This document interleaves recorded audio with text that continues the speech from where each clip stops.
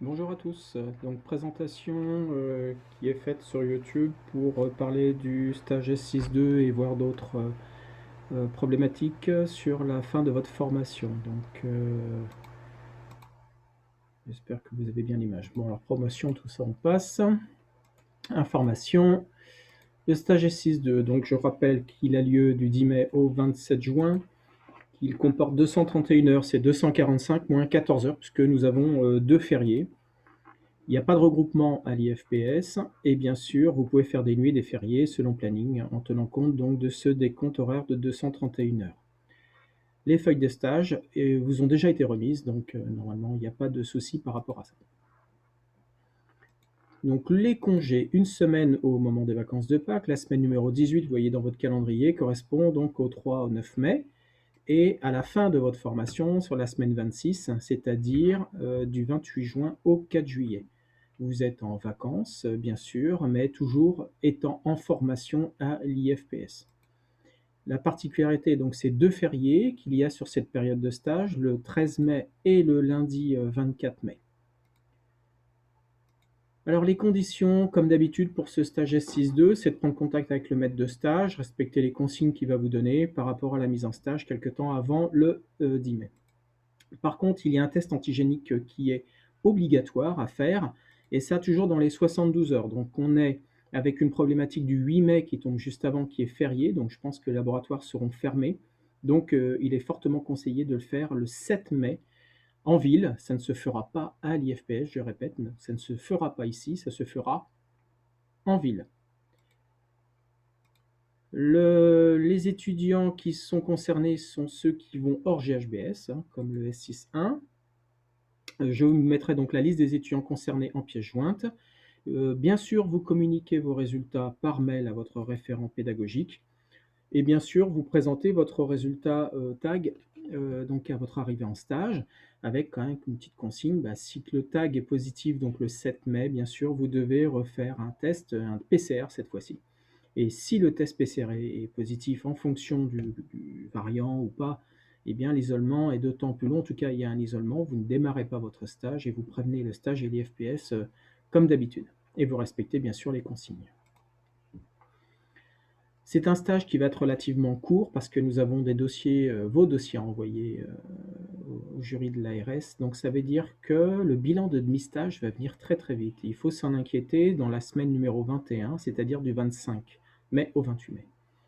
Le bilan final, lui aussi, est avancé, du coup, et aura lieu entre le 7 et le 9 juin. Les feuilles d'évaluation, du coup, seront à retourner le 10 juin à l'IFPS. Vous avez pour ça à l'accueil des barquettes arc-en-ciel, là, et vous les classez là, à l'accueil, à l'entrée. Bien sûr, c'est pas parce que vous rendez vos documents le 10 juin que tout est terminé. Entre le 10 juin et le 27 juin, le stage se poursuit et donc vous devez maintenir vos vigilances, votre travail, et parce que le maître de stage peut à tout moment envoyer un rapport de changement de situation qui peut être en faveur ou en défaveur, parce que ça va moins bien en défaveur, mais en faveur parce que vous rétablissez, parce que le bilan a eu lieu plus tôt, et donc dans ces cas-là, ça peut être un plus pour vous par rapport au bilan final pour le jury. Il y a aussi les attestations de présence, donc les émargements sont à remettre, vous savez, mensuellement. Donc pour le mois de mai, ça sera le 28 mai. Pour le mois de juin, du coup, ça sera à remettre aussi le 10 juin, mais avec votre planning jusqu'à la fin, jusqu'au 27. Hein. Donc ça, c'est aussi validé par le maître de stage. Et comme pour les feuilles d'évaluation de stage, il peut y avoir un ajustement des présences. Donc on continue à suivre un peu vos présences en stage, même entre le 10 et le 27 juin. Alors il y a une particularité dans la promotion, puisqu'il y a des étudiants qui savent qu'ils vont déjà au mois de décembre. Donc ça veut dire que eux sont sur un stage classique avec donc un bilan au bout de 5 semaines en demi-stage et puis un bilan final en fin de stage au bout des 10 semaines. Les documents sont assignés tamponnés en fin de stage. Les feuilles de présence sont aussi à remettre pour le mois de mai le 28, mais par contre au mois de juin, ça sera fin juin. Ils sont dans un système classique. La fin de formation, donc petit rappel, il n'y a pas de CAC. Hein, toutes vos UE de S6, le mémoire, les stages, tout ça, c'est vu en évaluation de l'ARS, qu'on dit maintenant la DRETS. Et ça veut dire que votre formation se termine donc le 4 juillet au soir. Le portfolio. Donc, les consignes sont une situation à analyser. Il faut compléter, on vous conseille, par rapport à la rapidité de restitution de votre document, de vos documents, d'avoir cette rigueur de compléter les informations au fur et à mesure. Vous avez votre situation, vous le remplissez. Vous avez votre bilan de demi-stage, vous le remplissez. Et donc ça va alimenter très rapidement vos informations dans le portfolio et Maïko, bien sûr, hein. Donc tout ça, c'est à finaliser pour le 10 juin. Maïko, portfolio, tout ça, c'est fait. Et bien sûr, vous pensez à relire et corriger vos fautes parce que il peut y en avoir encore et c'est un document qui sera, on va le voir, imprimé et transmis pour votre jury. Donc ça veut dire que pour les situations, il y a deux cas. Il y a les étudiants qui n'ont jamais fait de stage en soins palliatifs ni dans des secteurs de fin de vie ou qui n'ont jamais fait de réflexion écrite sur les soins palliatifs, jamais de prac, jamais de mémoire dessus, enfin voilà, qui n'ont jamais rédigé quelque chose sur les soins palliatifs. Et du coup, bah, votre thématique d'analyse de situation sera donc le soin palliatif et fin de vie. Voilà. Vous devez travailler là-dessus dans votre stage, si possible. Bien sûr qu'en fonction de la nature de stage, ça va être plus ou moins facile à faire. Pour les autres, ceux qui ont déjà travaillé sur leur mémoire, sur des pracs, qui ont déjà des situations qui sont enregistrées, eh bien, vous avez une thématique plus globale qui est la qualité des soins et l'analyse critique d'une activité de soins prévalente, donc qui revient régulièrement dans le service, un soin prévalent, et vous allez faire une analyse critique de ce soin, de cette activité de soins, qui sera donc à mettre dans votre portfolio et dans dans Maïko. Alors, il reste le problème de cette édition du portfolio, de cette impression. Donc, il faut nous le rendre le 10 juin, dernier délai. C'est un jeudi, on l'a fait exprès pour avoir cette souplesse du vendredi, si vraiment il y a des cas particuliers. Alors pour ça, vous allez avoir en pièce jointe une méthodologie. Donc on va vous dire comment imprimer les documents, dans quel format, si c'est du paysage, recto verso ou pas, qu'est-ce qu'il faut agrafer ensemble, comment il faut les classer. Voilà, donc il y a une petite pochette. Je peux vous montrer juste un exemplaire ici. Donc on a choisi cette année une pochette cartonnée à élastique bleu. Voilà, ça se présentera comme ça. Chaque formateur a un exemplaire dans son bureau. Si vous avez des questions, il peut vous répondre. Et à l'intérieur, du coup, il y a tous les documents classés S6 au-dessus et S1 tout en dessous. Voilà, toute la méthodologie est expliquée dans ce document qu'il faut suivre scrupuleusement.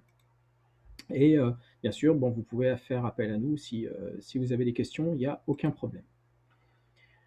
Point suivant, donc la vaccination. Donc pour ceux qui ont choisi de se faire vacciner contre le Covid, donc vous allez suivre un peu votre niveau de vaccination, première injection, deuxième injection. Pour ça, l'IFSI, l'IFPS a transmis un document de suivi.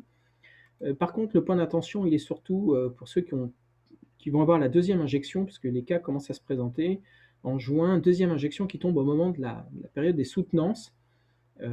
Donc attention à vos rendez-vous. Voilà, si vous avez déjà des problématiques, signalez-nous pour que Madame Le Tallec, qui est en train de faire la programmation des soutenances, tienne compte de vos problématiques. Alors on y vient justement, le MIRCI.